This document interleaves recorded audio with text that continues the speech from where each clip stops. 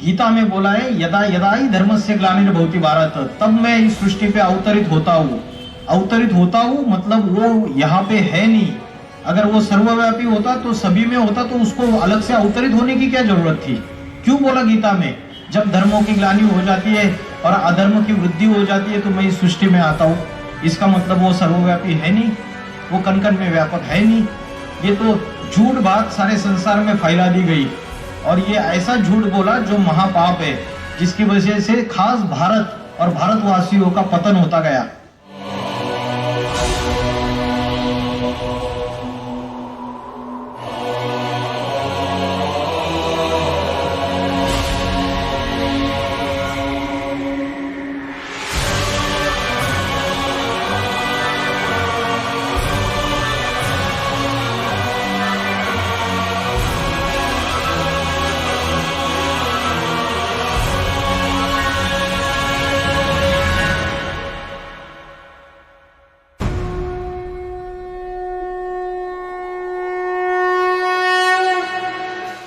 वेरावल का ये जो काशी विश्वनाथ का मंदिर है और नज़दीकी सोमनाथ का जो प्रथम ज्योतिर्लिंग है 12 ज्योतिर्लिंगों में, इस भूमि पे मुझे आप सबसे मिलने का मौका मिला। इसके बाबत मैं सबका धन्यवाद करता हूँ। और आज जो हमारा विषय है वो विषय है कि परमात्मा जो है वह सर्वव्यापी नहीं है, लेकिन परमात्मा एक व्यापी है शिव शंकर भोलेनाथ के रूप में। यह हमारा विषय है। तो श्रीमद् भगवद गीता के आधार पे भी आज मुझे जो विषय मिला है उसको आप सबको एक्सप्लेन करने की कोशिश करूंगा। आध्यात्मिक विश्वविद्यालय जो है वो एक आध्यात्मिक परिवार है। अधि का अर्थ है अधि मना अंदर और आत्मिक मना आत्मा के अंदर की नॉलेज। तो जो आत्मा के अंदर की जो ज्ञान है या नॉलेज है ये आध्यात्मिक विश्वविद्यालय द्वारा दिया जाता है। पूरे विश्व भर, पूरे भारत भर इसके अनेक सेंटर्स फैले हुए हैं और यहाँ हम निःशुल्क तरीके से सबको राजयोगा की, सहज राजयोगा की शिक्षा देते हैं। आप सभी भी, हमारी ये इच्छा है कि आपके वेरावल में भी हमारा आध्यात्मिक विश्वविद्यालय का एक शाखा खुले और उस सभी के लिए आप सबसे मैं शुरू में ये निवेदन करता हूँ कि आप सभी इससे जुड़े। हमारे जो स्पिरिचुअल टीचर्स हैं उन्होंने आपके जो मोबाइल नंबर्स लिए, आप घर बैठ के भी हमारे फ़ोन द्वारा कोर्सेस कर सकते हैं, क्योंकि अभी कोविड का समय चल रहा है। तो घर बैठ के भी आप कोर्सेस कर सकते हैं, सुन सकते हैं। और सारी जितना भी ये ज्ञान है वो सारा शिव की महिमा से कनेक्टेड है। आपको पता चलेगा कि परमात्मा शिव कैसे चैतन्य रूप में इस सृष्टि पे अवतरित हो चुके हैं और ये कलयुग का अंतिम समय है। इतना ईश्वरीय संदेश मैं आपको देता हूँ और मैं मेरे विषय को शुरुआत करता हूँ। तो परमात्मा सर्वव्यापी नहीं है, परमात्मा एक व्यापी है शिव शंकर भोलेनाथ के रूप में। उसके लिए वेदों में और उपनिषदों में एक बात आई है शास्त्रों में, एकम सद विप्रा बहुधा वदंती। इसका मतलब ये है कि एक ही वो जो विप्र माना ब्राह्मण है उसको सभी ने अलग अलग नामों से उसको समझा है, अलग अलग नामों से उसको पुकारा हुआ है। तो शास्त्रों में अलग अलग तरीके से उसका गायन किया है, अलग अलग नाम दिए, लेकिन वो एक ही परमात्मा का गायन है। तो जब एक ही परमात्मा का गायन है लेकिन शास्त्रकारों ने उसको अलग अलग नामों से संबोधित कर दिया, किसी ने उसको ब्रह्म बोला, किसी ने उसको ब्रह्मा बोला, किसी ने उसको शिव बोला, अलग अलग नामों से उसको परब्रह्म बोल दिया, अलग अलग नामों से उसको संबोधित कर दिया, लेकिन है वो एक ही सत्ता जिसकी सत्ता के सिवाय पत्ता भी नहीं हिल सकता। अलग अलग धर्मों ने उसका अलग अलग नामकरण किया। क्रिश्चियन लोग उसको गॉड कहते हैं, मुस्लिम लोग उसको अल्लाह करके पुकारते हैं और हिंदू लोग उसको ईश्वर या शिव करके पुकारते हैं। ईश्वर का अर्थ है ईश माना स्वामी, ईश्वर जो सर्वश्रेष्ठ शासन करता है। दुनिया में बहुत अलग अलग राजाएं हुए, अलग अलग शासन करता हुए, उसमें से सर्वश्रेष्ठ शासन करता है ईश्वर, और वो ईश्वर है शिव शंकर भोलेनाथ। तो कभी तो इस सृष्टि पे वो परमात्मा शिव इस दुनिया में, जब दुनिया में भ्रष्टाचार, अत्याचार, व्यभिचार, दुख, अशांति आदि में बढ़ चुकी है, तब इस सृष्टि पे अवतरित हुआ रहेगा और आकर उसने ऐसा अनोखा कार्य किया रहेगा। शंकर की जटा से गंगा निकली है करके बोलते हैं, तो कौन सी गंगा निकलती है? ये पानी की गंगा। चित्रकार की चित्रकारिता है, चित्रकार अपनी भाव भंगिमा चित्र में व्यक्त कर देता है। आज हजारों सालों से लोग गंगा में नहा रहे, लेकिन क्या किसी के पाप धुल गए? दुनिया और ही नीचे गिरती जा रही है, और ही पतित बनती जा रही है। तो चित्रकार ने जो दिखाया है कि शंकर की जटा से गंगा निकली, ये ज्ञान की गंगा है। परमात्मा शिव जब इस सृष्टि पे अवतरित होते हैं तो उनके बुद्धि रूपी जटा से ये ज्ञान की गंगा निकलती है।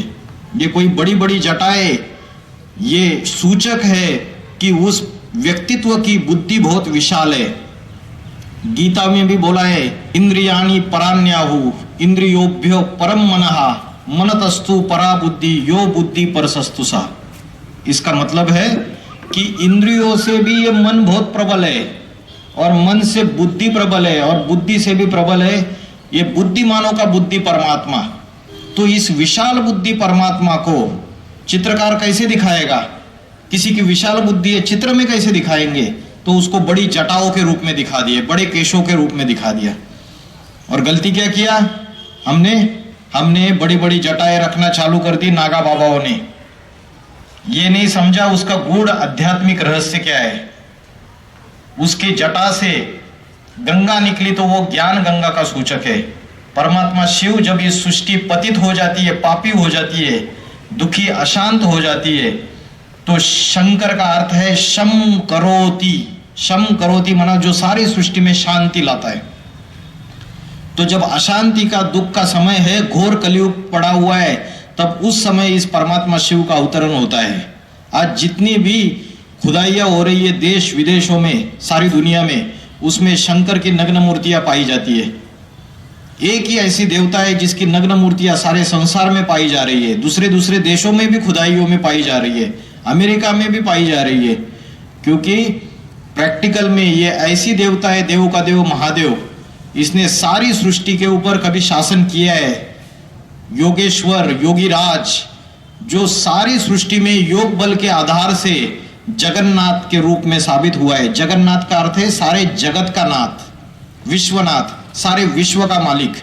अभी आपके प्राइम मिनिस्टर है वो सिर्फ भारत के प्राइम मिनिस्टर है, अमेरिका के जो प्रेसिडेंट है वो सिर्फ अमेरिका के प्रेसिडेंट है, लेकिन ये 750 करोड़ का जो विश्व है, 750 करोड़ आज जनसंख्या है सारी दुनिया की।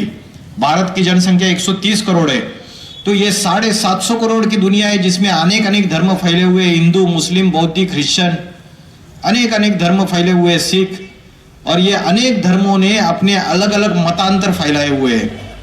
अनेक जाति, अनेक धर्म, अनेक भाषा, इन अनेक मतांतरों में ये दुनिया और ही नीचे गिरती जा रही है। आपस में लड़ाई झगड़े बढ़ते चले जा रहे हैं, घर घर में झगड़े, देशों देशों में झगड़े। ये दुनिया विनाश की कगार पे आके खड़ी है। ऐसे समय ये सृष्टि का स्थापन करता, पालन करता और विनाश करता जो शिव शंकर भोलेनाथ है, जिसका तीसरा नेत्र खोलने पर सारी सृष्टि का विनाश हो जाता है।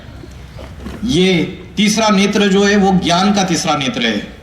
परमात्मा आके कलयुग के अंत में जब महान अंधकार की, पापों की रात्रि फैल जाती है, उस समय शिव इस सृष्टि पे अवतरित होते हैं। इसलिए शिव का जो अवतरण का समय है, इसको आप सभी लोग महाशिवरात्रि के रूप में सेलिब्रेट करते हो। राम का जन्मदिन रामनवमी, कृष्ण का जन्मदिन जन्माष्टमी, लेकिन शिव का जन्मदिन को महाशिवरात्रि क्यों बोला? क्योंकि वो अवतरित ही होता है सृष्टि में उस समय, उसका आने का समय ही वो है जब महान अंधकार की रात्रि, पापों की रात्रि, अज्ञान अंधकार की रात्रि फैली हुई है इस सृष्टि में, उस समय उसका अवतरण होता है।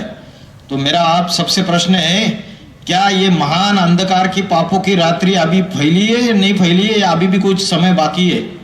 बताइए। पूरी तरीके से फैल गई या अभी भी समय बाकी है? अभी उसका आने का, अवतरित होने का समय हो चुका है, या अभी भी आपको लग रहा है कि दुनिया अभी भी सजी धजी है, बहुत अच्छी है?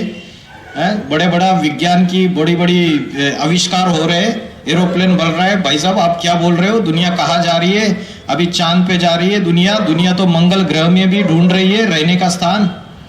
तो आप कहाँ बोल रहे हो कि ये कलयुग का अंतिम समय है? तो आपके हिसाब से क्या है, ये कौन सा समय चल रहा है? घोर पापों की, कलयुग की, अंधकार की रात्रि फैली हुई है, नहीं फैली हुई है? न्यूज़पेपर देखते हैं रोज, सारे टीवी चैनल्स देखते हैं, क्या चल रहा है आजकल? सभी जगह अति हो रही है हर चीज की। हिंदू मुस्लिम आपस में दुश्मनी, वैर भाव बढ़ता चला जा रहा है। अति भीषण रक्तपात होने के संकेत दिखाई दे रहे हैं। विनाश के सारे साधन मनुष्य तैयार कर चुका है। आज से 70 साल पहले परमाणु बॉम्ब नहीं थे किसी भी देश के पास। आज छोटे से छोटे देश के पास परमाणु बॉम्ब की ताकत है। हमारा घर के नीचे किसी ने बारूद बिछाई हुई है तो हम उस घर में सुरक्षित है क्या? नहीं है। तो ये विश्व में ये न्यूक्लियर वेपन्स और ये परमाणु बम की ताकत, ये सारे बिछाए हुए ऐसे विनाश की कगार पे हम सारे खड़े हुए। मनुष्य ने प्रकृति के साथ संवार किया है, सीमेंट कंक्रीट के मकान बना दिए, जो नदियां बहती हुई है उनके ऊपर आपने डैम बना दिए और इन सबको जल प्रवाह को रोक दिया, प्राकृतिक चीजों को रोक दिया।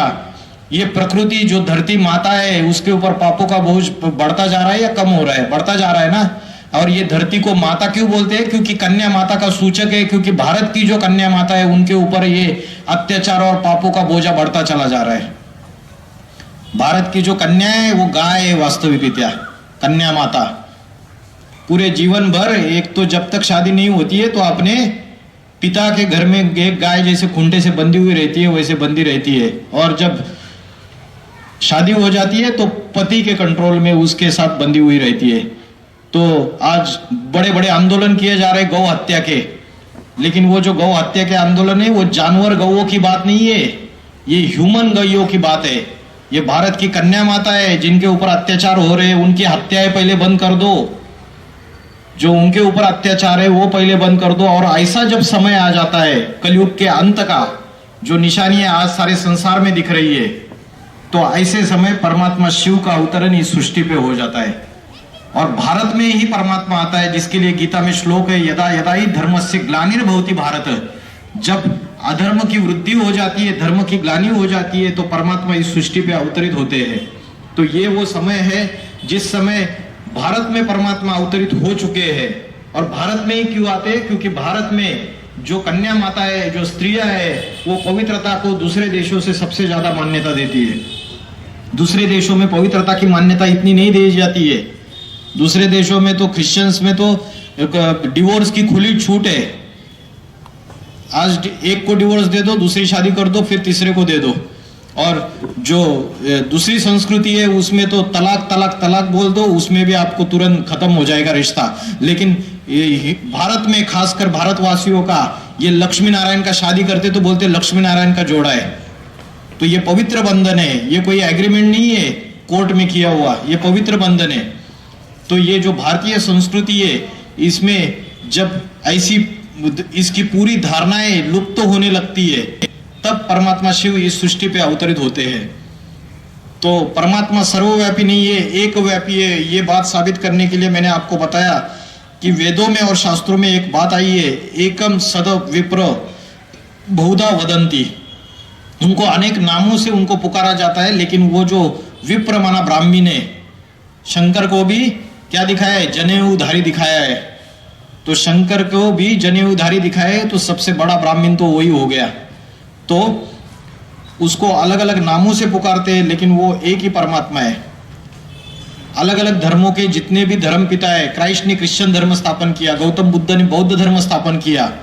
तो जो भी धर्म पिता है उसके नाम से उस धर्म का नाम पड़ा।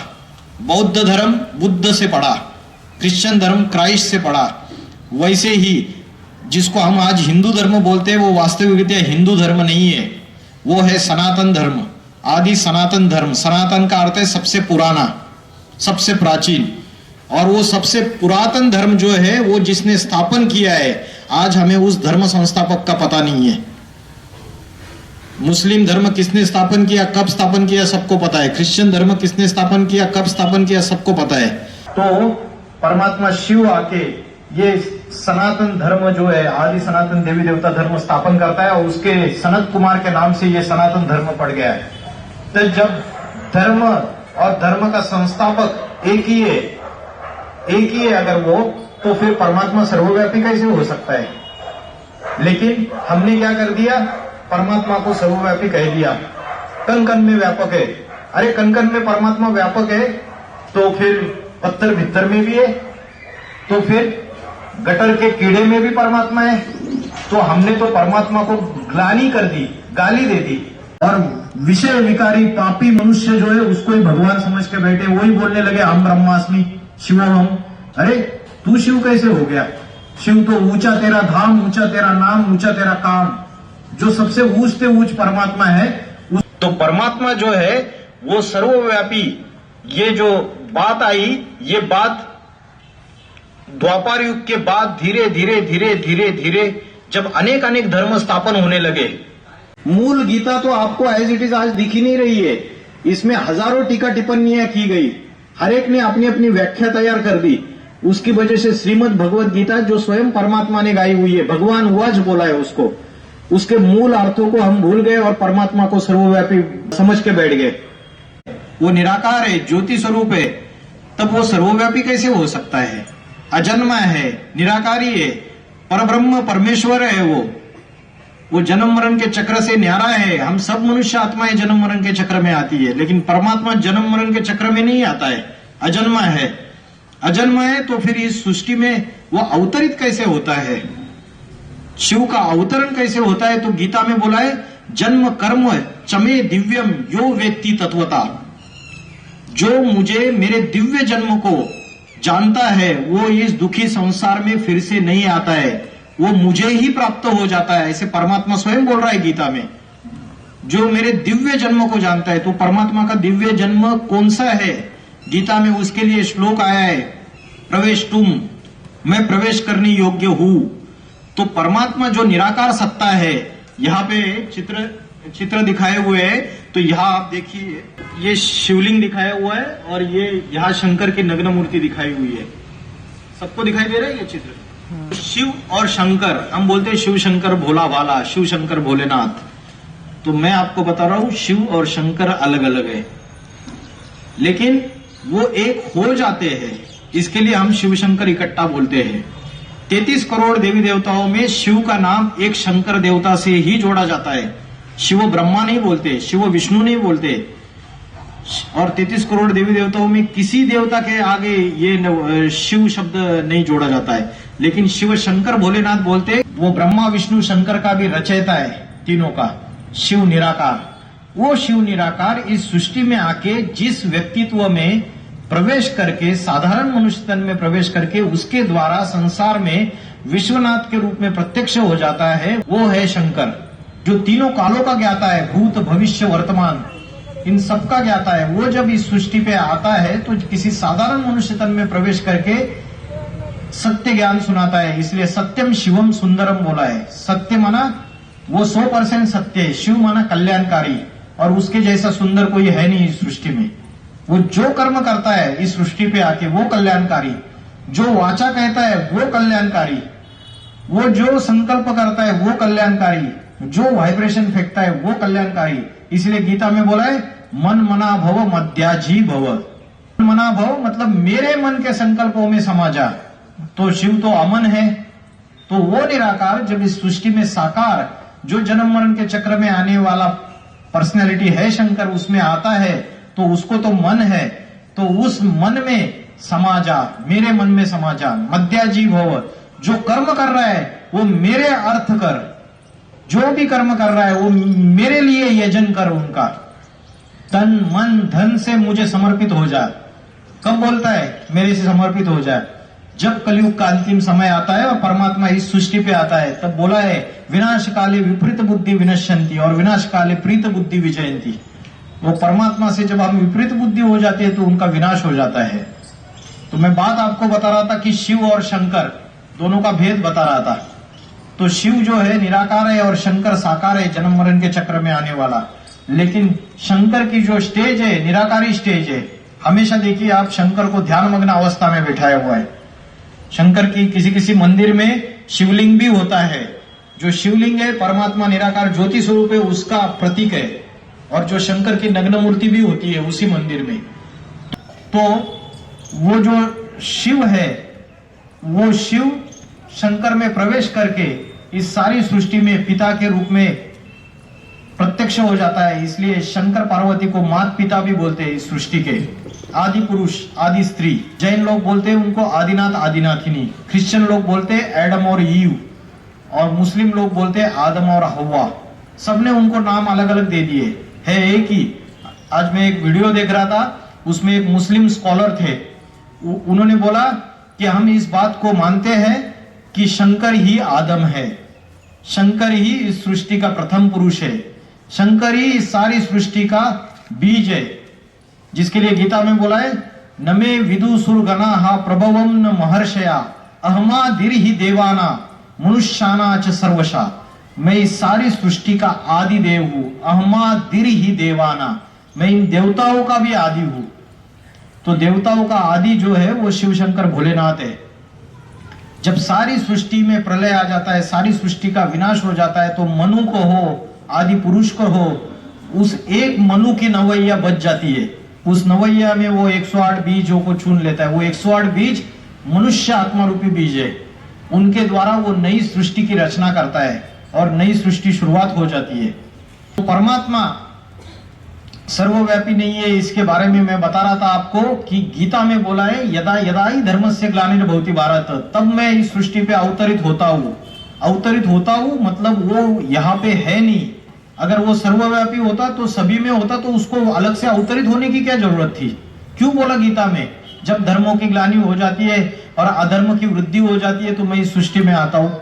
इसका मतलब वो सर्वव्यापी है नहीं, वो कण कण में व्यापक है नहीं।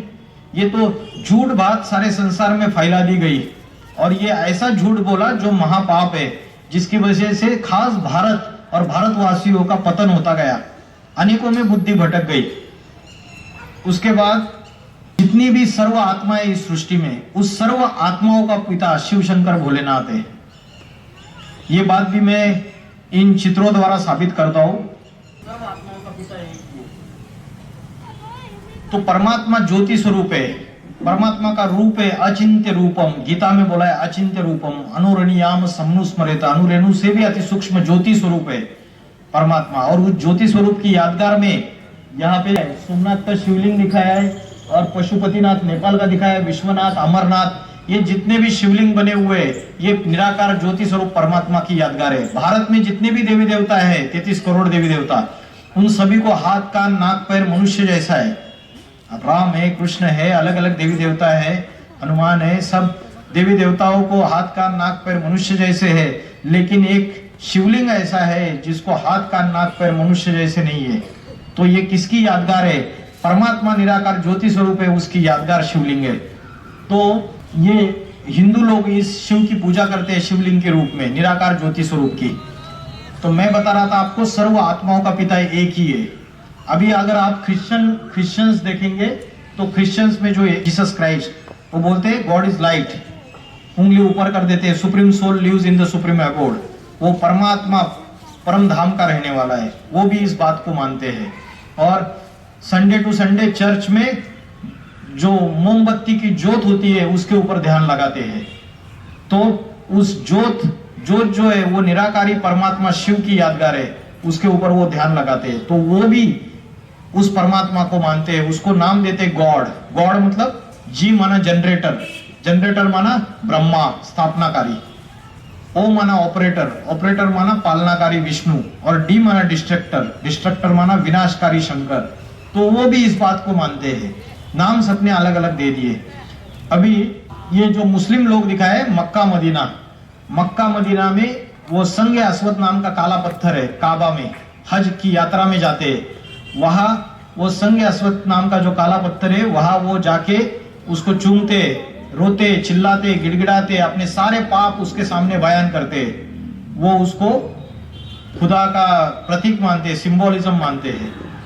खुदा माना जो खुद इस सृष्टि पे आता है, स्वयं आता है इस सृष्टि पे और स्वयं अपना परिचय देता है, जिसके लिए गीता में बोला है स्वयमेवा आत्मनात्मानम, मैं स्वयं ही आके इस सृष्टि पे अपना परिचय देता हूं।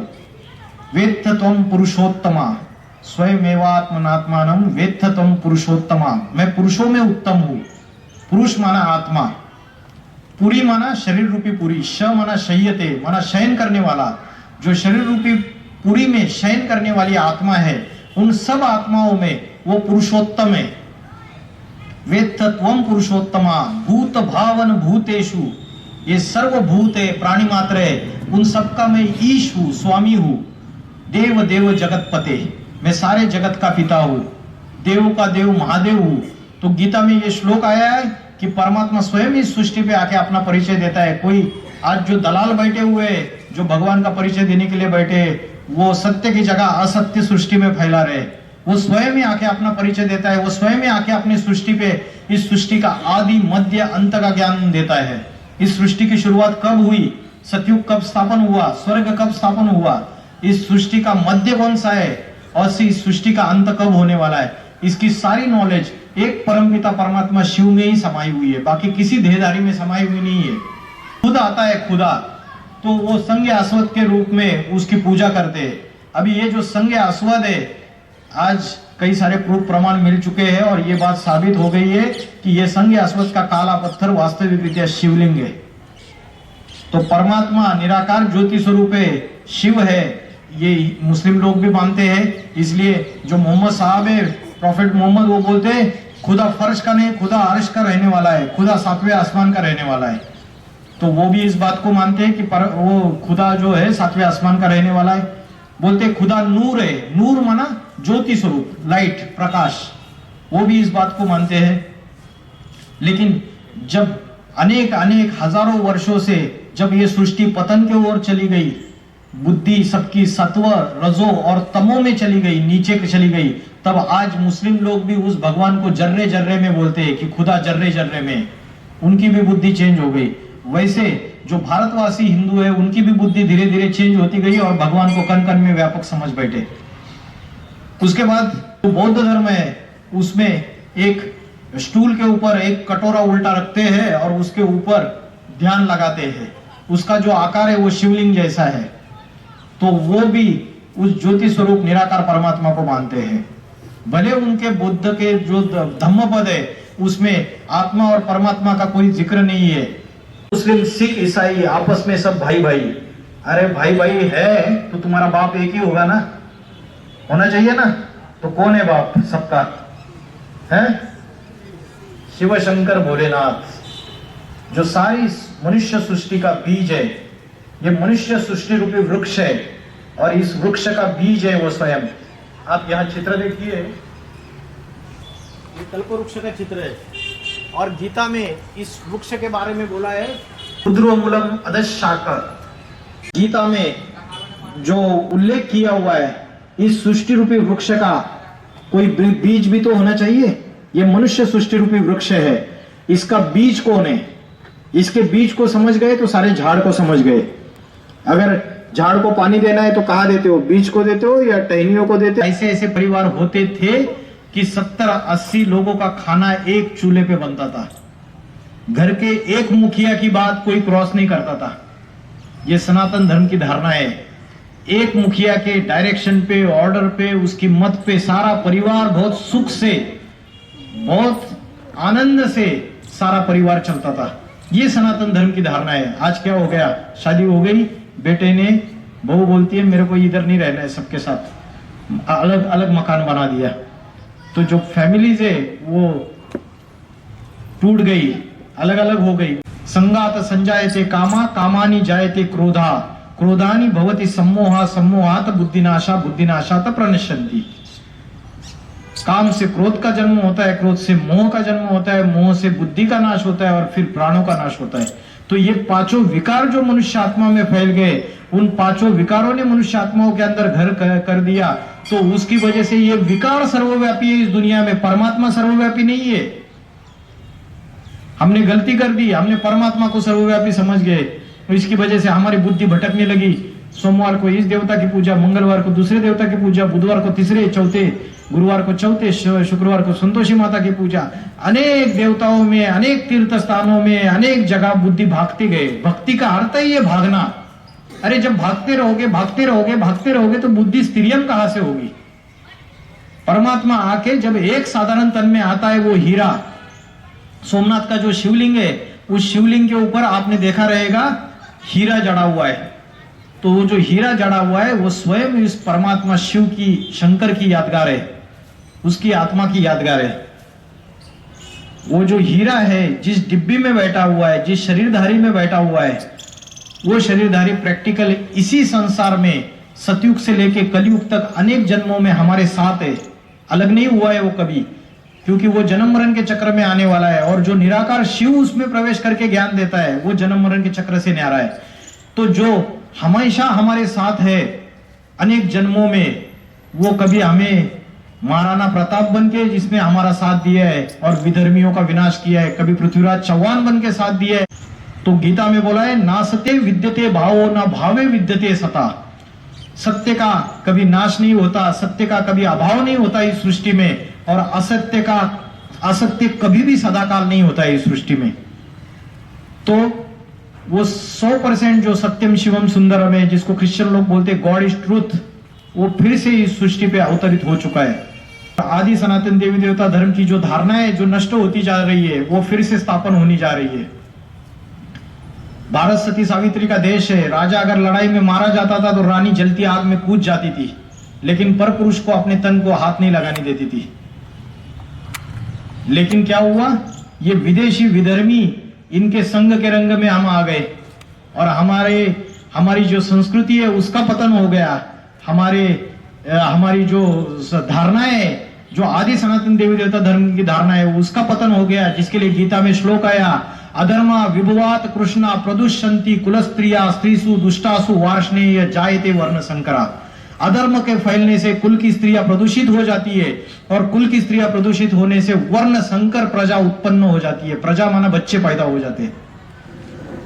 तो ये वर्ण संकर प्रजा उत्पन्न हो रही है, जिसकी वजह से दुनिया में और ही दुख, अशांति, पापा, अत्याचार फैलता जा रहा है। सनातन धर्म की मुख्य धारणाएं लोप होती जा रही है। तो इस चित्र से यह साबित होता है कि सबका मालिक वो एक ही है, परमात्मा। अभी सभी आत्माओं का पिता वो एक ही परम पिता परमात्मा शिव है, तो वो सर्वव्यापी कैसे हो सकता है? वो तो एक व्यापी है। गीता में जितनी भी टीका टिप्पणियां हुई है, जिसमें कभी कभी शास्त्रकारों ने, टीकाकारों ने उसको सर्वव्यापी साबित करने की कोशिश की है, उन्होंने गलती की है। इसलिए गलती की है क्योंकि वो मनुष्यकृत टीकाएं है।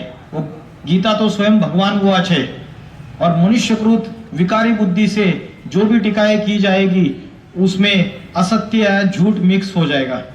भोलेनाथ आप देखेंगे कि हमेशा अर्धनेत्र ये किए हुए, और गहरी याद में योगेश्वर बोला है, योगीराज बोला है, गहरी याद में दिखाया हुआ है। तो वो जब इस संसार में प्रत्यक्ष हो जाते हैं तो ऐसी अव्यक्त मूर्ति, अव्यक्त माना देह तो है लेकिन देह का भान नहीं है, देह रूपी वस्त्र का भान नहीं है, उससे परे। तो मया ततमिदम सर्वम जगत अव्यक्त मूर्तिना मस्तानी सर्वभूतानी न चाहम तेष अवस्थित। इसका अर्थ यह है कि ये सारा सृष्टि रूपी जो वृक्ष है, ये सृष्टि रूपी जो वृक्ष है, वो सूक्ष्म बीज से वृक्ष के भांति वो इस परमात्मा से फैला हुआ है, और इस सृष्टि का बीज स्वयं वो परमात्मा शिव है। और बोला है मस्सानी सर्वभूतानि, तो बीज रूप उस परमपिता परमात्मा शिव में स्थित है वो सभी प्राणी, किंतु मैं उनमें स्थित नहीं हूं। न चाहम तेषा अवस्थितः, मैं उनमें स्थित नहीं हूं। गीता में और एक श्लोक आया है 7वें अध्याय में 12वां श्लोक, नाहम तेषु ते मयि, मैं उन सब में व्यापक नहीं हूं, वो सब मेरे में समाये हुए हैं। तो परमात्मा जब इस सृष्टि पे आता है और सारी सृष्टि का विनाश का समय होता है, तो सबके बुद्धि में ये शिव कहो या राम कहो, एक ही है, अच्युतम केशवम रामना नारायण कृष्ण दामोदरम वासुदेव हरि, एको सद विप्रा बहुधा वदंती। इनको अलग अलग नाम दे दिए, अलग अलग शास्त्रों में कहानियां बना दी, है वो एक ही पर्सनैलिटी। तो वो जो परमात्मा है, उस परमात्मा के अंदर वो सारी सृष्टि समाई हुई है। ना हम तेषु ते मयि, वो सब मेरे में व्यापक है। जब विनाश का समय आता है तो सारी सृष्टि उस एक परमात्मा को मानती है, उस एक शिव को, शंकर को, राम को मानती है।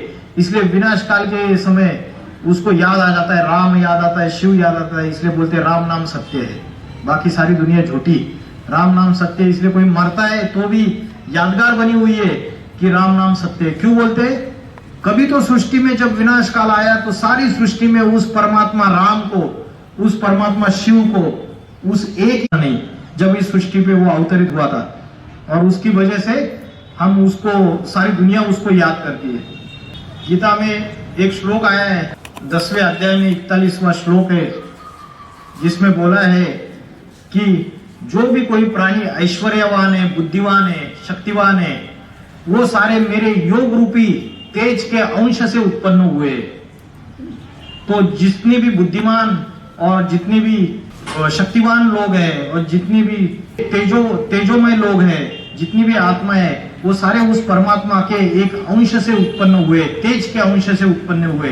इसका मतलब वो परमात्मा नहीं है, हाँ उसके अंश से उनकी उत्पत्ति हुई है, लेकिन हम ये गलती कर देते हैं कि उसको परमात्मा समझ बैठते हैं। जैसे सूर्य होता है और सूर्य अपनी ऊर्जा से सबको प्रकाशित करता है, सारी ऊर्जा से अपने सभी को प्रकाशित करता है। अभी कोई एक छोटी बैटरी है, उसमें वो सौर की ऊर्जा लेके उस बैटरी के द्वारा दूसरे को प्रकाशित कर दिया, उसकी चार्जिंग दूसरे को दे दी, तो हम क्या बैटरी को भगवान समझ के बैठेंगे? बैटरी को सूर्य समझ के बैठेंगे? लेकिन परमात्मा सर्वोच्च शक्ति है, उसके अंदर पूरा ज्ञान का प्रकाश भरा हुआ है, इसलिए वो सर्वव्यापी नहीं हो सकता। तो ये जो कल्पवृक्ष का चित्र बता रहा था मैं आपको, उसमें युग और त्रेता युग में एक ही धर्म है, आदि सनातन देवी देवता धर्म, या उसको आप जो आज आप हिंदू नाम दिया है, हिंदू धर्म, उसका बीज स्वयं परमात्मा शिव है। तो ये तना ये सीधा जाता है, और द्वापर युग से इस दुनिया में द्वैत स्थापन होता है। द्वैत माना दो मतें आ जाती है। दो मतें आएगी तो क्या होगा? घर में अगर किसी पुरुष ने दो पत्नियां कर दी, समझो पहले एक पत्नी है और दूसरी पत्नी आ गई, तो झगड़ा होगा या नहीं होगा? बजेगा। क्यों? द्वैत आ गया, दो मतें आ गई। तो इस सृष्टि में द्वापर युग, द्वा का अर्थ है दो मतें, दो पुर स्थापन हो जाते। पहले इब्राहिम द्वारा इस्लाम धर्म स्थापन हो जाता है, ये फिर लेफ्ट साइड में दूसरा धर्म स्थापन होता है आज से 2000 साल पहले, क्राइस्ट द्वारा क्रिश्चियन धर्म।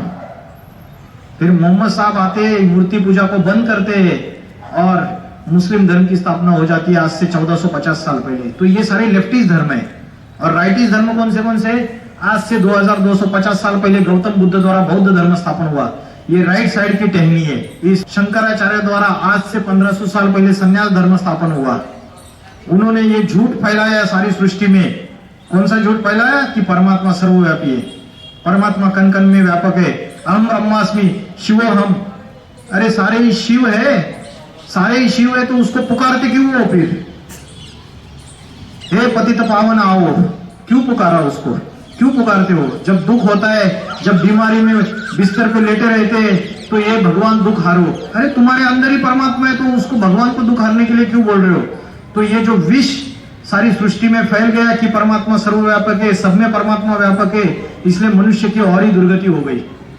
जितने भी भक्त है वो क्या बोलते हैं? प्रभु जी दर्शन दो। अरे प्रभु जी दर्शन दो, प्रभु तेरे अंदर नहीं है तभी तो तू दर्शन की अभिलाषा रख रहा है। वो सर्वोच्च शक्ति है। तो परमात्मा ये सर्वव्यापी नहीं है, वो एक व्यापी है। अगर परमात्मा सर्वव्यापी होता तो क्या कर रहा है आज की डेट में? प्रॉपर्टी के लिए भाई भाई का गला काट रहा है, भाई भाई का खून कर रहा है। तो जो खून कर रहा है, जो चाकू से वार कर रहा है, उसके अंदर भी भगवान है क्या? अरे भगवान ऊंचा तेरा नाम, ऊंचा तेरा धाम, ऊंचा तेरा काम, ज्ञान का सागर, पवित्रता का सागर, शांति का सागर, सुख का सागर, वो ऐसे कर्म करेगा? तो परमात्मा सर्वव्यापी कैसे होता है? ये चित्र देखिए आप, इसमें ये पुरुष गलत कार्य कर रहा है, वो माता चिल्ला रही है प्रभु जी लाज बचाओ। तो क्या परमात्मा है उसके अंदर? परमात्मा ऐसे कार्य करता है? वो तो गुणों का सागर है, ज्ञान का सागर है, सुख का सागर है। तो ये झूठी भ्रांतियां जो संसार में फैला दी कि परमात्मा सर्वव्यापी है, इसकी वजह से जो ऊंच से ऊंच भगवान है उससे बुद्धि हमारी हट गई। ये वाला जो चित्र है इसमें जो अग्नि दिखाई हुई है, अग्नि का तो अग्नि से क्या होता है, खाना भी बनता है घर में, और कभी कभी अग्नि विनाशकारी भी साबित हो जाती है। तो जो जड़ तत्व है उनके जो अलग अलग गुण है, क्या इनमें परमात्मा हो सकता है? नहीं हो सकता। परमात्मा तो सुख करता और दुख हरता है, तो उसके अंदर ऐसी खामियां नहीं होगी। तो इसलिए हमने ये गलत समझ लिया कि परमात्मा सर्वव्यापक है। इस चित्र से भी ये बात साबित हो रही है। अभी ये जो कल्पवृक्ष का चित्र था उसमें मैं बौद्ध धर्म, संन्यास धर्म के बारे में बता रहा था। शंकराचार्य द्वारा संन्यास धर्म स्थापन हुआ और उन्होंने ये भ्रांतियां सारी सृष्टि में फैला दी। उसके बाद राइटिस्ट जो टहनिया है, दाहिनी साइड की जो टहनिया है, उसमें उसके बाद का धर्म आता है सिख धर्म, आज से 500 साल पहले, जो गुरु नानक जी द्वारा स्थापन हो गया। तो वो जो धर्म है वो भी राइटिस्ट साइड का धर्म है, उसमें बोलते हैं एक नारी सदा ब्रह्मचारी। तो ये सारे दाहिनी साइड के धर्म है, बुद्ध धर्म, सन्यासी धर्म और सिख धर्म। क्योंकि ये राइटिस्ट साइड इसलिए, दाहिने धर्म इसलिए क्योंकि भारत का जो सनातन धर्म है इसको सपोर्ट देने वाले धर्म है। ये अहिंसा और पवित्रता को मान्यता देने वाले हैं। लेकिन जो इस्लाम है और क्रिश्चियन धर्म और मुस्लिम धर्म है, इन्होंने इस सृष्टि में अपवित्रता फैलाई। इस्लाम धर्म जब शुरुआत हुआ तो उन्होंने शुरू में सगे भाई बहनों ने आपस में शादी करना चालू कर दी, और ये विष भारत में फैलने लगा। जो क्रिश्चियन धर्म आया उन्होंने भी अलग अलग गलत धारणाएं इस संसार में फैला दी, और ये अनेक धर्मों की अलग अलग गलत धारणाएं, ये जो कच्चे हिंदू है वो उससे प्रभावित हो गए। और ये जितनी भी टहनियों में ये जो पत्ते दिखाए उन धर्मों के फॉलोअर से दूसरे धर्मों की संख्या क्यों बढ़ती गई? इसलिए बढ़ती गई क्योंकि कच्चे हिंदू दूसरे धर्मों में कन्वर्ट होते गए, अपनी धारणाओं को छोड़ते गए। गीता में बोला है स्वधर्मे निधनम श्रेय पर धर्मे भयावह। अपने धर्म में मर जाना चाहिए लेकिन पर धर्म स्वीकार नहीं करना चाहिए। लेकिन ये अनेक धर्मों में कच्चे हिंदू कन्वर्ट होते गए, दूसरों की धारणाओं को अपनाते गए और सृष्टि का पतन हो गया, खास भारत का पतन हो गया। जो आदि सनातन देवी देवता धर्म की धारणाएं स्वयं परमात्मा शिव इस सृष्टि पे स्थापन करके गया था, वो धारणाएं पूरी तरीके से लोप हो गई।